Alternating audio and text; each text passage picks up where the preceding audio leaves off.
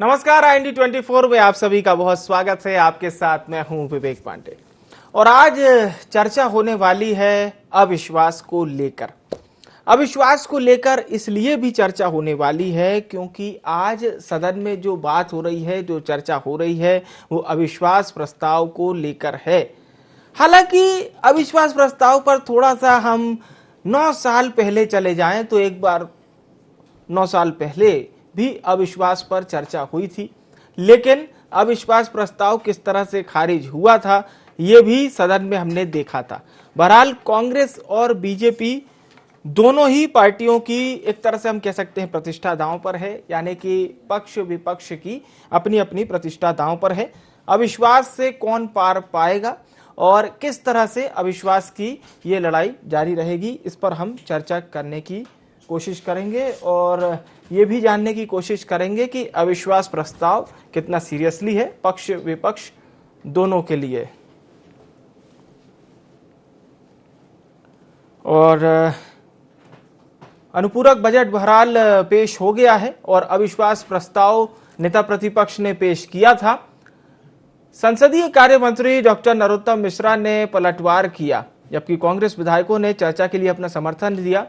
संसदीय कार्य मंत्री का ये कहना है कि 15 महीने में आपने क्या किया उसकी भी पोल सरकार खोलेगी, जिस पर नेता प्रतिपक्ष ने इसका स्वागत करते हुए ये कहा कि यदि हमने अपनी ओर से कोई गलती की है तो बिल्कुल आप उसकी पोल खोल सकते हैं। अब चर्चा को शुरू करते हैं। हमारे साथ भारतीय जनता पार्टी से कई दफा विधायक रह चुके शंकरलाल तिवारी साहब हैं स्टूडियो में हमारे साथ। रवि वर्मा जी हैं, प्रदेश प्रवक्ता हैं मध्य प्रदेश कांग्रेस के। बहुत स्वागत है आप दोनों मेहमानों का। तिवारी साहब, लंबा अनुभव सियासत का भी है और सदन का भी है आपको, तो अविश्वास पर बिल्कुल तैयार है सरकार? जो अभी तक खबरें आ रही हैं वो तो यही है कि आप लोग बहुत ही मजबूती के साथ डटे हुए हैं सदन में। देखिए, आप एक बहुत वरिष्ठ चैनल है IND24 और आप भी आपके साथ बहुत दिन से काम कर रहा हूँ। आप स्वयं जान रहे हैं कि अविश्वास प्रस्ताव जो आया है वो एक राजनीतिक कर्मकांड के अलावा और कुछ नहीं। क्योंकि जो 51 बिंदु मीडिया में भी आए उनके मैंने नेट सेल में, उसमें भी कोई ऐसी बात नहीं है जहां पर सरकार को घेरने की स्थिति हो जी। वास्तविकता ये है कि पूरे 3 साल 2.5 साल जो भी हुए शिवराज जी को मुख्यमंत्री बने अभी उसमें जी एपिसोड में, उसमें कहीं भी कांग्रेस कोई एक नया मामले में लेकर के कोई जन आंदोलन खड़ा नहीं कर पाई। न किसी सवाल पर विधानसभा में ही कभी सरकार को बेबाक कर पाई या कोई सार्थक चर्चा कर जी। जनता के बीच में जन आंदोलन के माध्यम से विपक्ष अधिक सड़क में सक्रिय नहीं है और विधानसभा में भी नए विधायकों की हालत तो ये कि बेचारे जान ही नहीं पाए कि विधानसभा के दरवाजे कितने हैं। और इस स्थिति में मैं सोच रहा हूँ चुनावी वर्ष सामने है और चुनाव के मात्र 11 महीने बचे हैं, तो कांग्रेस पार्टी ने और अविश्वास प्रस्ताव का सहारा लिया सिर्फ चर्चा में बने रहने के लिए। और जो इनको चुनाव में कुछ भाषण करने पड़ेंगे जी, तो इन्होंने एक आरोप पत्र का मतलब तो FIR तक जाता है जी, पर इस सरकार को कहीं भी आरोप लगाने में कांग्रेस पार्टी पिछले दिनों सक्षम नहीं रही। वही रटे पिटे किसानी को फायदे का धंधा बनाने का शिवराज जी ने वादा किया था, फलाना ठिकाना, और उसमें आज देखिएगा मंत्रियों के या मुख्यमंत्रियों के जो भी सेटअप बना होगा जी, उसके जब उत्तर आएंगे तो सुनने वाली जनता भी हतप्रभ होगी कि आखिर ये कैसा विश्वास प्रस्ताव है। तो मैं तो इसे राजनीतिक कर्मकांड के अलावा कुछ नहीं मानता। वो उसके मजबूत कारण ये है कि अविश्वास जैसी स्थिति है नहीं। सदन के अंदर विधायकों की जो संख्या है उसमें भाजपा स्पष्ट बहुमत में है और इसलिए सिर्फ राजनीतिक भाषणबाजी के लिए और जनता को माने भ्रम पैदा करने के लिए हम मजबूत विपक्ष है, हमने तो शिवराज को अविश्वास शिवराज जी के खिलाफ रख दिया, कटघरे में खड़ा कर दिया, ये बड़ी बड़ी लफाजी के लिए यह अविश्वास प्रस्ताव चुनाव के समय काम आएगा, अन्यथा इट्स ओनली राजनीतिक कर्मकांड। चलिए ठीक है, अविश्वास प्रस्ताव पर आपने अपनी ओर से भी यानी अपने पार्टी की ओर से भी पूरी बात रख दी है। हमारे साथ मध्य प्रदेश के वरिष्ठ पत्रकार चैतन्य भट्ट साहब भी जुड़ चुके हैं। सर, आपका भी बहुत स्वागत है IND24 में इस चर्चा में। मैं आपके पास आऊंगा, उससे पहले हम रवि जी का रुख करते हैं। रवि जी, अब आप लोग जो तैयारी कर रहे थे, बिल्कुल मैं तो कहूंगा उसका निर्णायक दिन है, क्योंकि कई मुद्दों पर आप लोग सरकार को घेरने की तैयारी कल भी किए, परसों भी किए, आज निर्णायक दिन है। पर बीजेपी की ओर से सवाल ये हुए कि भले ही अब सदन के उपनेता यानी कि कमलनाथ जी नहीं है, डॉक्टर गोविंद सिंह जी जिम्मेदारी संभाल रहे हैं नेता प्रतिपक्ष की, पर कमलनाथ जी सदन में नहीं है, इसकी खूब चर्चा हो रही है, बीजेपी विधायक सवाल कर रहे हैं। नहीं, कमलनाथ जी सदन में भी रहेंगे। वो सदन के कल भी वे सदन में थे। आज पार्टी की व्यवस्थाएं हैं, कार्यक्रमों की व्यवस्थाएं हैं, और जितने भी दिन सदन चलेगा कमलनाथ जी उसमें रहेंगे। लेकिन जिस तरह का प्रलाप भारतीय जनता पार्टी के प्रवक्ता और नेता कर रहे हैं, बड़ा ही हास्यास्पद है कि जब एक राष्ट्रीय नेता आम जनमानस के तमाम मुद्दों की आवाज बनकर पैदल चल रहा है, लगातार उठा रहा है, तब ऐसे समय में भी अगर भारतीय जनता पार्टी के नेता जैसा कि शंकर लाल जी कह रहे हैं कि कांग्रेस पार्टी कोई बड़ा आंदोलन खड़ा नहीं कर पाई, तो ये बड़ा ही हास्यास्पद सवाल है। ये राहुल जी लगातार अपनी यात्रा जो 2500 किलोमीटर से पूरी कर चुके हैं, उनके साथ कांग्रेस का प्रत्येक प्रदेश अध्यक्ष, एक एक कार्यकर्ता मध्य प्रदेश की आवाज को लेकर, अन्य राज्यों की आवाज को लेकर कि इस मध्य प्रदेश में, इस देश में बेरोजगारी क्यों है, बेरोजगारी का मुद्दा हो या विधवा पेंशन की बात हो या किसानों की कर्ज माफी का मुद्दा हो, जो इस सरकार ने रोक रखी है कहीं ना कहीं अपनी हट धर्मिता के चलते, तो इन तमाम मुद्दों को जब उठा रही है, ऐसे समय में भी अगर इस तरीके के प्रलाप होते हैं तो बड़ा ही हास्यास्पद है। जनता इस तरह के सवालों से हंसती है और तरस खाती है भारतीय जनता पार्टी के नेताओं की इस तरह के ज्ञान पे कि आखिर ये किस तरह की झूठी बातें फैलाते हैं। समझदारी का परिचय दीजिए, कुछ ऐसी बातें करिए जो जनता को उनके गले उतरे। आज जब मध्य प्रदेश में 22 लाख से जो अधिक किसानों की कर्ज माफी हो चुकी है, ऐसे समय में भी उनके जो घिसे पिटे बयान आ रहे हैं कि कृषि कर्ज माफी नहीं हुई है, लेकिन ये विधानसभा में स्वीकार करते हैं कि कर्ज माफी हुई है।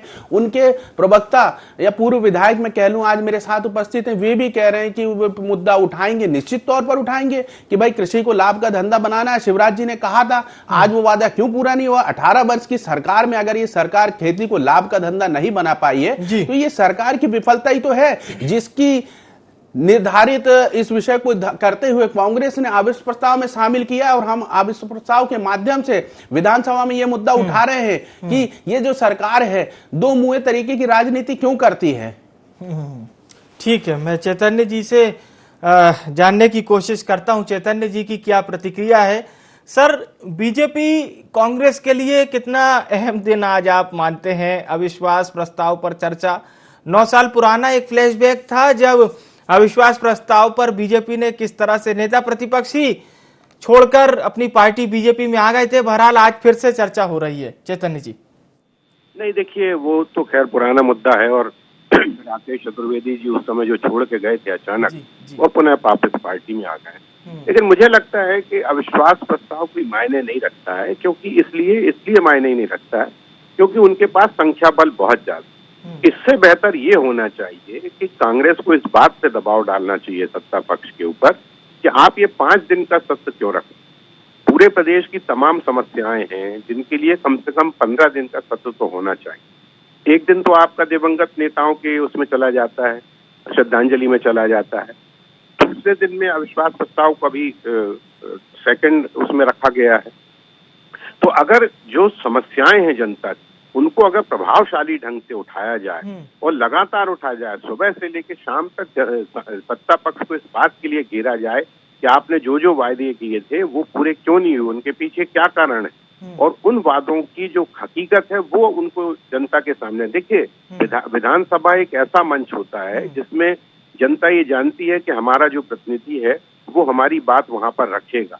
लेकिन हमेशा आप देखिए कि हंगामे के दौरान इस तरह के बहिर्गमन, अब जैसे कल भी देखिए कि एक विनय सक्सेना जी जो हमारे यहाँ के जबलपुर के विधायक हैं, उन्होंने आग लग गई थी एक हॉस्पिटल में, उस बात में प्रश्न उठाया और सरकार ने जो जवाब दिया वो गोलमोल जवाब दिया था कि हमने कार्रवाई की, जबकि वास्तविकता ये है कि तमाम लोग जो उसमें शामिल थे जिनकी जिम्मेदारी थी उनको निलंबित कर दिया गया था और 2 महीने बाद उनको वापस बहाली में कर दिया। लेकिन जब सरकार जवाब नहीं दे रही थी तो बहिर्गमन करना पड़ा। तो मुझे लगता है कि इस तरह से जो जनता के पैसों का दुरुपयोग होता है, क्योंकि विधानसभा में प्रति मिनट कितना खर्चा होता है ये सब लोग जानते हैं, चाहे लोकसभा हो चाहे विधानसभा हो। तो कांग्रेस को चाहिए ये था कि इस बात का दबाव डाला जाए कि कम से कम आप 15 दिन तक तो ये सत्र चलाइए, 5 दिन में क्या होता है, कितनी समस्या, हजारों प्रश्न लगे हुए हैं, उसमें से किन प्रश्नों का उत्तर मिल पाएगा और उसमें से क्या निकल के आएगा, ये देखने वाली बात है। तो अविश्वास प्रस्ताव ठीक है, अब पार्टी का अपना एक एजेंडा होता है कि हम सरकार के खिलाफ हैं और सरकार ने जो वादे किए वो पूरे नहीं किए, इसलिए हम इस सरकार पर विश्वास नहीं रखते हैं। लेकिन मुझे लगता है कि इससे बेहतर ये होता कि आप अपनी बात को बेहतर ढंग से और लगातार आक्रामक ढंग से अगर सत्ता पक्ष के सामने रखते हैं और उनसे जवाब मांगते हैं, और अगर जवाब से आप संतुष्ट नहीं होते तो पूरक प्रश्न लगा के आप उनसे फिर जवाब, क्योंकि देखिए मंत्रियों को तो जो अधिकारी लिख के दे देते हैं वो वहां पढ़ देते हैं, ये इसमें तो कोई संदेह की बात नहीं। और वो किस तरह से अधिकारी गोलमोल बातें लिख के देते हैं, तो उन तमाम चीजों का पर्दाफाश करना विपक्ष के नेता हैं जो या विपक्ष के सदस्य हैं, उनकी जिम्मेदारी होती। तो अगर इस तरह से मामला उठाया जाए और जनता के लिए एक बड़ा मंच है विधानसभा, और उसमें अगर लगातार विधानसभा चलती है, 10-15 दिन के लिए चलती है, क्योंकि ये तो देखिए अब मुझे लगता है कि इसके बाद विधानसभा नहीं चल पाएगी, क्योंकि अगले वर्ष चुनाव है और उसकी सबको अपनी अपनी तैयारी करना है। और इसीलिए भी ये भी हो सकता है कि जैसा तिवारी जी कह रहे थे कि चुनाव है इसलिए कुछ बताना पड़ेगा कांग्रेस को, तो ऐसा नहीं है। कांग्रेस के पास भी बहुत से मुद्दे हैं, लेकिन ये है कि वो उनको प्रभावी ढंग से उठा नहीं पाती है। दूसरा, उनका प्रचार तंत्र कमजोर है। भारतीय जनता पार्टी की तुलना में जो प्रचार तंत्र भारतीय जनता पार्टी के पास है उसमें कांग्रेस बहुत पिछड़ जाती है, और जब प्रचार तंत्र आपका कमजोर होगा तो आप अपनी बात लोगों तक नहीं पहुंचा पाओगे। तो मेरा जो कहना है वो ये है कि अविश्वास प्रस्ताव की बजाय अगर आप सत्ता पक्ष पर आक्रामक तरीके से अपने मुद्दों को उठा के, जनता के मुद्दों को उठा के बहस करते तो वो ज्यादा सार्थक हो सकता है। ये बहुत बहुत अच्छी बात आपने कही है सर। आप हमारे साथ बने रहिएगा, एक बार फिर से आपका रुख करेंगे। अब चूंकि रवि जी, मैं सवाल तो शंकर लाल साहब से पूछने वाला था, लेकिन अब चैतन्य जी ने जो बात कही है वो कहीं ना कहीं आपकी पार्टी की ओर है। रवि जी, आप अगर जनता के उन मुद्दों को लेकर सदन में जाते तो कहीं ना कहीं एक प्रतिसाद भी मिलता, जनता के बीच में भी एक अच्छी छवि जा सकती थी। मतलब एक क्या मौका छोड़ दिया आप लोगों ने?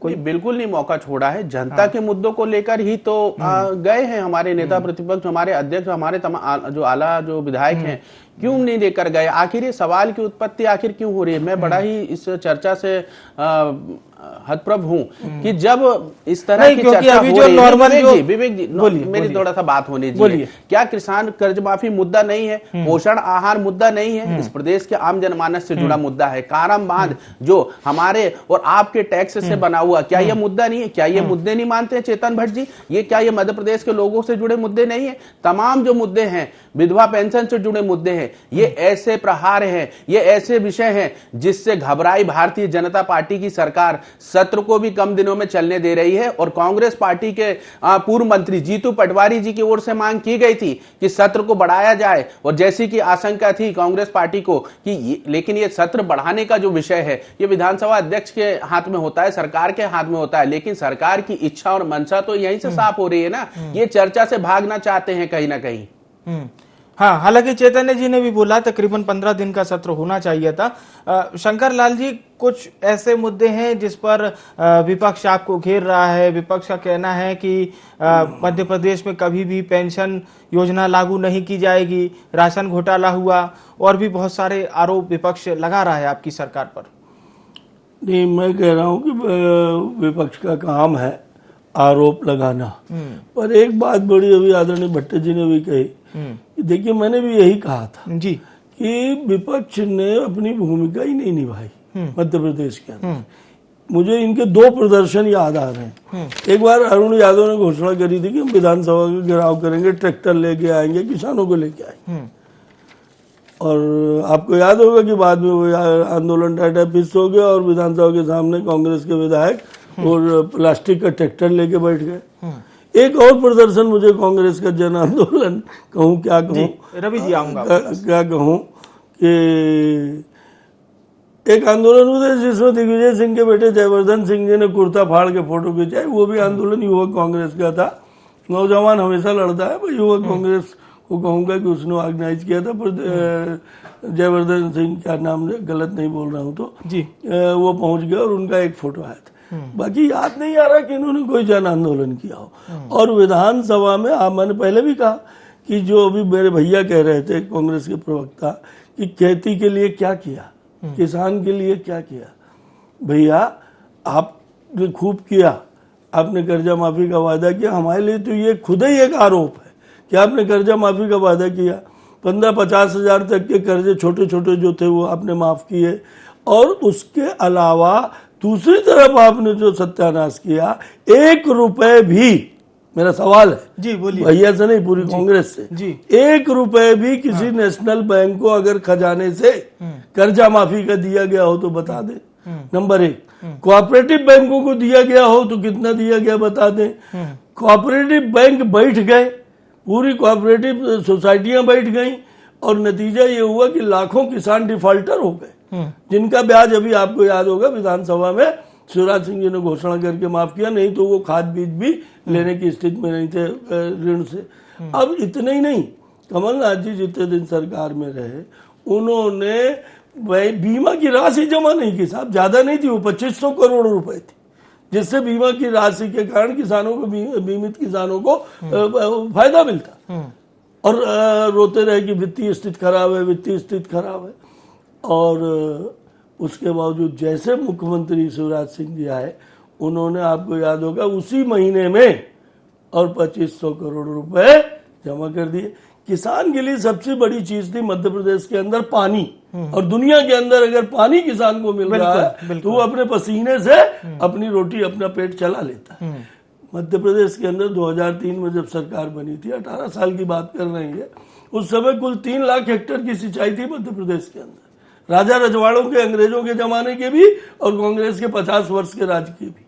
आज जब मैं आपसे आग्रह पूर्वक विनम्रता से कह रहा हूं, और कांग्रेस को भी इस बात में कहना चाहिए, खुश होना चाहिए कि उन्हीं के काम को हमने किया जो नहीं कर पाए थे। आज 40,000 हेक्टेयर की सिंचाई हो रही है मध्य प्रदेश के अंदर, किसानों का उत्पादन बढ़ा, गेहूं का उत्पादन बढ़ा, धान का उत्पादन बढ़ा, दलहन तिलहन का उत्पादन बढ़ा। कांग्रेस की सरकार ने, मनमोहन सिंह जी ने मध्य प्रदेश को कृषि कर्मण अवार्ड से, पंजाब पीछे छूट गया, हरियाणा पीछे छूट गया, जो हमसे मीलों आगे रहता था गेहूं और अन्य उत्पादन। और इसलिए जब सिंचाई की व्यवस्था हुई, बिजली की व्यवस्था की सरकार ने, बिजली का उत्पादन बढ़ाया, किसानों को 8-10 घंटे बिजली देने की उन्होंने पूरी कोशिश की और दी भी। तो नतीजतन इतने ही नहीं किया, 6,000 रुपए वही पीरियड है जब आप बीमा का पैसा नहीं जमा करा पाए। चलिए 6,000 रुपए प्रधानमंत्री ने दिया था, मुख्यमंत्री ने बीमा का पैसा भी जमा किया। अगर मैं गिनाने लगूंगा, 4,000 रुपए दिया, अगर मैं गिनाने लगूंगा कि उन्होंने क्या क्या किया। चलिए, ये आपकी सरकार की ओर से ही जानकारी दी गई है कि 43 लाख हेक्टेयर सिंचाई का रकबा मध्य प्रदेश में, 40 बोल पाया, 43 लाख है। यस, तो ये बता दिया। ठीक है, रवि वर्मा साहब, आपका जवाब। जी विवेक जी, भाजपा के नेता प्रवक्ता लगातार आज भी किसान कर्ज माफी पे, मेरे बोलने के बाद भी विधानसभा में के पटल पर कृषि मंत्री, किसान, नहीं मुझे अपनी बात पूरी करने दे, मैं अपनी बात कह दूं, फिर उसके बाद आपने अपनी बात कही कि भाजपा के नेता, पूर्व विधायक लगातार आज स्टूडियो में भी झूठ बोलने का, बड़ी ही दमदारी से झूठ बोल रहे हैं। नहीं झूठ, और इस समय कांग्रेस ने देखिए शब्दों को इस्तेमाल करने का बीड़ा उठा रखा है। चलिए ठीक है, कहेंगे कभी कुछ कहेंगे, नहीं आप तो असत्य बोलो नहीं कि मैं असत्य बोल रहा हूँ। ठीक, जनता सुन रही है। ठीक है सर, रवि जी को सुन लेते हैं। इसलिए मैंने समझा। जी रवि जी। तो मैं ये कहना चाह रहा था विवेक जी, दरअसल भारतीय जनता पार्टी के नेता और प्रवक्ता जो सच को भी झूठ बदलने की बड़ी कलाकारी रखते हैं, क्योंकि ये लगातार जो है आज भी स्टूडियो में झूठ जो राग अलापने का काम है बड़ी ही तेजी से कर रहे हैं। मैं दावे के साथ ये बात कहता हूं, या तो शंकर लाल जी आज कह दें कि सदन में जो इन्होंने बात स्वीकार करी है वो झूठ थी, या इनके नेताओं ने झूठ बोला है, या ये तो ये सदन से बड़े नेता है। नहीं शंकर लाल जी, 25-50 लाख की जब ये कर्ज माफी स्वीकार करते हैं तो आगे बात सुनिए कि जो वादा था वो कांग्रेस पार्टी निश्चित रूप से पूरा करती, और जिन वचनों के साथ कांग्रेस आई थी, क्योंकि किसान, विवेक जी मैं आ रहा हूं उस विषय पे, क्योंकि जिन वचनों के साथ कांग्रेस आई थी, और क्योंकि मध्य प्रदेश का किसान आज भी कमलनाथ जी को अपने अभिभावक के रूप में और कांग्रेस को अपने संरक्षक के रूप में देखती है, और जिस तरीके से हमने कर्ज माफी की और शंकर लाल जी कह रहे हैं कि नहीं हुई है या छोटे छोटे किसानों की हुई, तो हमें रहने देते पूरे 5 साल, क्यों चोरी के रास्ते से सरकार बनाई? आज भी खरीदी हुई सरकार के मुखिया किस तरीके से झूठ बोल रहे हैं, लगातार किसानों को बरगला रहे हैं। उनके प्रवक्ता या उनके नेता मध्य प्रदेश का किसान देख रहा है। अगर ये किसानों के हितचिंतक थे तो आपकी सरकार के हाथ किसने बांध रखे हैं? आप पूरा कर देते, बीमा का पैसा आता, सरकार नहीं गिराते तो बीमा का पैसा भी देते। और जो तमाम हमने जो वचन जो वादे हमने किए थे मध्य प्रदेश की जनता से, वे वादे पूरा करते माननीय कमलनाथ जी। और 2023 में जो वचन हमने पूरे, हमारे वादे अधूरे हैं वो पूरा करेंगे। आपकी सरकार थी, आपकी सरकार है, आपकी सरकार के हाथ किसने बांधे? आज क्यों कर्ज माफी नहीं हो रही है? आखिर खेती को लाभ का धंधा बनाने की बात हुई है, लेकिन रेत का धंधा जो है ना, इन्होंने लाभ का धंधा बनाने का काम किया है। रेती में दिन दुगनी रात चौगनी हो रही है, डंपर से लगातार बालू ढोया जा रहा है, रोज वीडियो वायरल हो रहे हैं। सरकार जवाब देना सदन में, सरकार क्यों नहीं जवाब दे रही है? क्यों किसानों की कर्ज माफी रोक रखी है? ठीक है, मैं चैतन्य भट्ट साहब आपके पास आना चाहूंगा।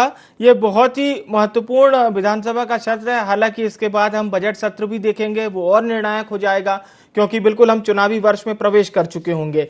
पर सर, क्या आपको लगता है कि 2023 में ये जो 2 मुद्दे हमारे सम्मानित प्रवक्ता जो बात कर रहे हैं, चाहे वो किसानों से जुड़ा हुआ हो, महिला सुरक्षा से जुड़ा हुआ हो, ये अहम बनेगा 2023 के चुनाव को लेकर? चैतन्य जी।